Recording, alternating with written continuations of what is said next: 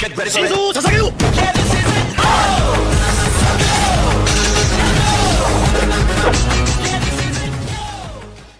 Episode के start में हमें सांजी की ओर दिखाया जाता है, जहाँ पर वो मार्केटिंग कर रहा होता है कि तभी वहाँ पर एक लड़की आकर उसे चैलेंज करती है।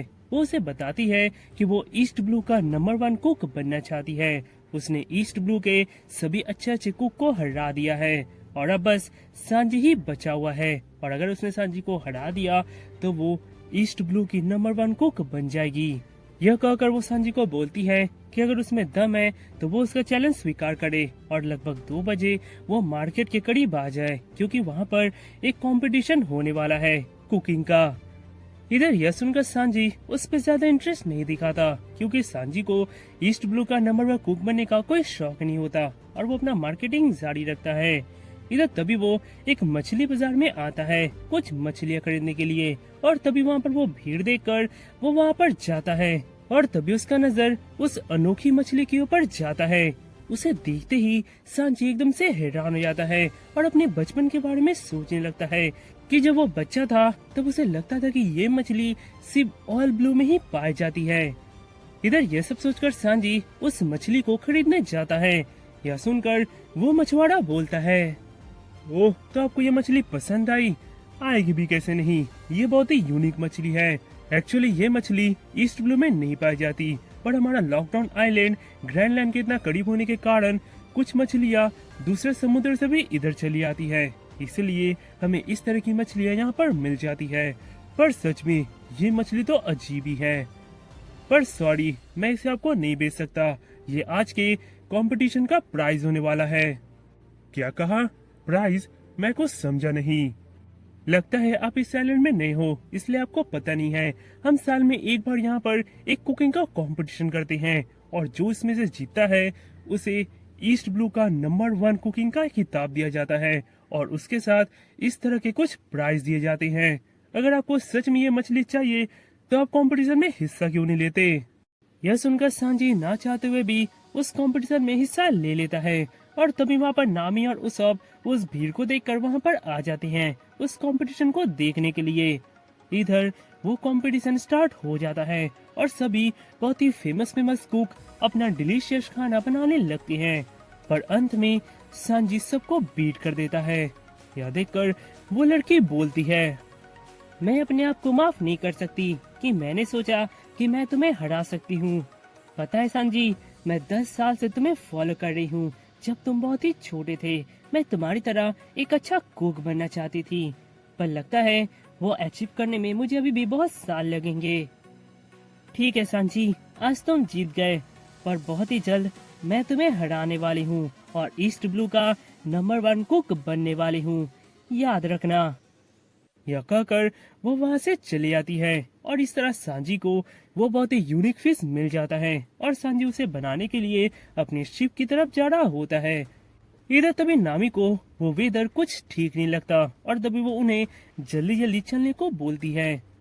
इधर दूसरी ओर लूफी एग्जीक्यूशन वाले प्लेटफॉर्म के टॉप पर खड़ा होता है। वाव, तो ये है वो नजारा जो इस दिन गोल्ड रॉजर देख रहा था। क्या नजारा है। लूफी, क्या तुमने मुझे पहचाना? हम बहुत साल बाद मिल रहे हैं। क्या? कौन हो तुम? मैं तुम्हें नहीं जानता। हाँ, और इसमें तुम्हारा कोई गलती नहीं है, क्योंकि पहले मैं कुछ और ही दिखता था, पर जब से तुम्हारा वो पंच मैंने खाया मैं ऐसी बन गई। इधर तभी वहाँ पर कुछ मरीन लूफी और उस लड़की को अरेस्ट करने के लिए आते हैं, पर तभी वहाँ पर कोई एक कैनन फायर करता है, जिससे वो फाउंटेन का एक टुकड़ा उस लड़की के शरीर में आ लगता है। पर हम देखते हैं तो वो फाउंटेन का टुकड़ा उसके शरीर से स्लिप होकर कहीं दूसरी जगह ही चला जाता है। यह देखकर वहाँ के लोग एकदम से हैरान हो जाते हैं। हे, तुम्हारा एंट्री तो बहुत ही डेंजरस है, इससे मुझे चोट लग सकती थी। हाँ, हंसाओ मत अलविदा, तुम्हें चोट नहीं लग सकती क्योंकि तुम्हारा शरीर बहुत ही स्मूथ है। क्या कहा? अलविदा? ऐसा नहीं हो सकता, तुम इतनी कैसे बदल गई? पहले तो तुम बहुत मोटी थी। हाँ, पर तुम्हारे पंच खाने के बाद मैं ऐसी हो गई। एक्चुअली तुम्हारे मारने के बाद मैं एक आइलैंड में आ गई, और वहाँ पर मुझे एक डेविल फ्रूट मिला, स्मूथ नाम का, जिसके कारण मेरा शरीर अभी इतना स्मूथ हो गया है कि कोई भी चीज मुझे हर्ट नहीं कर सकती। वो स्लिप होकर मेरी बॉडी से छिटक जाएगी। और पता है, तुम्हें ढूंढने के लिए मैंने इस आदमी से हाथ मिलाया जिसका मेरी ही तरह सेम गोल था, तुम्हें पकड़कर तुम्हें खत्म करना। और देखो, आज हम तुम्हारे सामने हैं। हे स्ट्रॉ हैट, क्या तुमने मुझे पहचाना? अब तुम गए, तुम्हें आज मुझसे कोई नहीं बचा सकता। मैं वो पंच अभी भूला नहीं हूँ जिसने मुझे एक दूसरे आइलैंड में ही भेज दिया था। इधर बागी को देखते ही सब डर के मारे भागने लगते हैं, पर बागी सबको वहीं पर रुकने को बोलता है। इधर तभी लूफी का ध्यान भटकता देखकर काबाजी उसे पकड़ लेता है। लॉकडाउन के निवासियों, आज मैं तुम्हारे सामने एक सुपर फ्लैशी एग्जीक्यूशन करने वाला हूँ, वो भी उस पायरेट का जिसने मुझे काफी गुस्सा दिलाया है। मंकी डी लूफी, तुम्हारा खेल आज यहीं पर खत्म होने वाला है। इधर नामी को वो इधर कुछ ठीक नहीं लगता और वो उन्हें बोलती है कि यहाँ पर लगता है बहुत बड़ा तूफान आने वाला है। इससे बेहतर यही होगा कि हम उसके आने से पहले ही यहाँ से निकल जाए। इधर तभी वहाँ पर जोरो आता है, जो सांची और बाकी सबको देखकर उन्हें बताता है कि वो लूफी से बिछड़ गया है और वो लूफी को ही ढूंढ रहा है। पर तभी वहाँ से बहुत सारे लोग डर कर भाग रहे होते हैं, ये कहते हुए कि एग्जीक्यूशन प्लेटफॉर्म के सामने बहुत सारे पायरेट इकट्ठा हो गए हैं और बागी नाम का एक पायरेट मंकी डी लूफी को एग्जीक्यूशन करने वाला है। यह सुनकर वे सब एकदम से हैरान हो जाते हैं। इधर तभी जोरो और सांजी एग्जीक्यूशन वाले प्लेटफॉर्म की ओर जाने लगता है। उसके बाद हमें स्मोकर की ओर दिखाया जाता है, जहां पर उसे ये पता लगता ही कि लूफी के अलावा भी वहां पर बागी और अलविदा जैसे पायरेट भी है। वो एक दूरबीन लेकर उस सिचुएशन को देखने लगता है और तभी वो बोलता है, ये लड़का कितना बेकार का पायरेट है। जब मैं पहली बार इससे मिला था तब मुझे लगा था ये दूसरे पायरेट से थोड़ा अलग होगा, पर ये क्या, ये तो बेवकूफ निकला। कैप्टन, हमें जल्दी वहाँ पर जाना चाहिए, नहीं तो बागी मंकी डी लूफी को मार देगा। बेवकूफ, क्या तुम मुझे ऑर्डर दे रहे हो? भूलो मत, यहाँ का इंचार्ज मैं हूँ।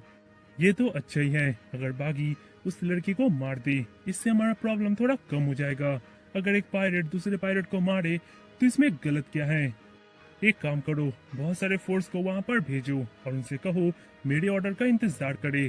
जैसे ही बागी लूफी को खत्म करे, वे तभी सामने आकर उन्हें अरेस्ट कर ले।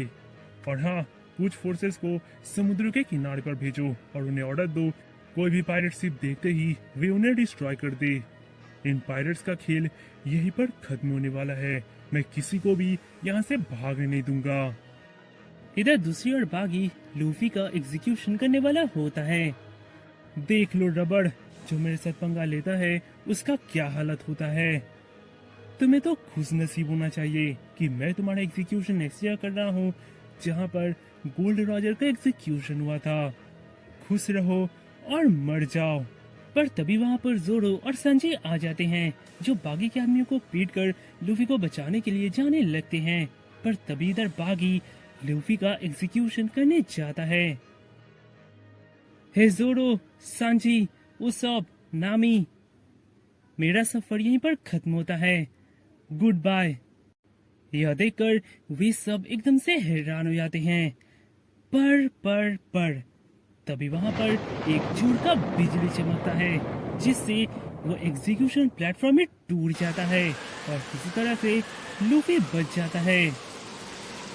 वाओ, मैं बच गया, मैं तो लकी था। इधर यह देखकर किसी को भी यकीन नहीं होता कि आखिर ऐसा हुआ कैसे। इधर तभी स्मोकर उन्हें ऑर्डर देता है और वे मरीन्स जो छिपे हुए होते हैं वे उन पायरेट्स को चारों ओर से घेर लेते हैं। इधर संजी लूफी को बोलता है कि नामी ने कहा है यहाँ पर बहुत बड़ा एक तूफान आने वाला है। अगर वे अभी ही इस आइलैंड से नहीं निकले तो वे ग्रैंडलैंड कभी भी नहीं जा पाएंगे। यह सुनकर लूफी बहुत जल्दी अपने शिप की ओर भागने लगता है। इधर दूसरी ओर स्मोकर उस सीन को देखकर अभी भी ये सोच रहा होता है कि लूफी आखिर उस हालत में भी मुस्कुराया कैसे। क्या उसे पहले से पता था कि वो बच जाएगा, या फिर उसने अपनी डेथ को एक्सेप्ट कर लिया था। इधर तभी वहाँ पर एक ऑफिसर आता है, जो स्मोकर को बताता है कि उन पायरेट्स को पकड़ना काफी ज्यादा मुश्किल हो रहा है और उन्हें उसकी मदद चाहिए। इधर स्मोकर उससे बोलता है, हे, क्या तुमने किसी भी पायरेट को हंसते देखा है एग्जीक्यूशन प्लेटफॉर्म पर? नहीं सर, बिल्कुल नहीं। एक पायरेट कितना भी ब्रेव क्यों ना हो, पर एग्जीक्यूशन प्लेटफॉर्म पर जाते ही उसकी हवा टाइट हो जाती है, वो रोने लगता है। पर मंकी डी लूफी हंसा। वो अपनी मौत को देखकर भी मुस्कुराया, बिल्कुल उसी तरह जैसे गोल्ड रॉजर मुस्कुराया था। कुछ भी हो जाए, मैं उसे इस आइलैंड से भागने नहीं दे सकता, क्योंकि मैं नेवी का कैप्टन स्मोकर हूँ।